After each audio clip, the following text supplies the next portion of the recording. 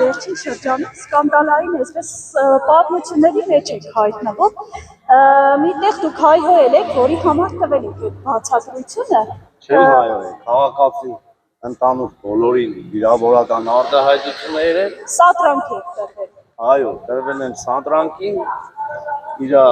կատարած սադրանքին համարժեք պատասխան են տրել։ Բայց քանի որ գիտակցել եմ ես հանրային մարդ եմ, պետք չէր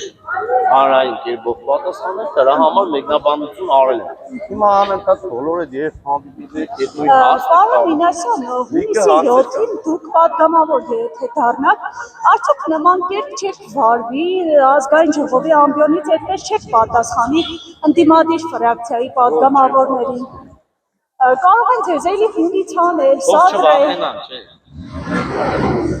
Պարոն Մինասյան, դուք ֆրակցիայի ղեկավար եք Գյումրի ավագանու ՀԽ խմբակցության, բայց տպավորություն է ստացվում, որ նման իրավիճակներում կորցնում եք հավասարակշռությունը։ Սխալ տպավորություն ունեք։ Ասում եք, ինձ անդրադառնում են այն լրատվականները, ովքեր դիտումներ չունեն։ Դուք անդրադարձաք, ձեր դիտումներն եք ավելանա։ Ինչու եք այդպես համոզված։ Սա է։ Ձեզ անդրադարձել է նաև ազատությունը, որը շատ երբեք դիտումների խնդիր չունի։ Բոլորն էլ անդրադառնում են։ Խարիզմատիկ գործիչ եք ձեզ համարում։ Դուք եք ասում։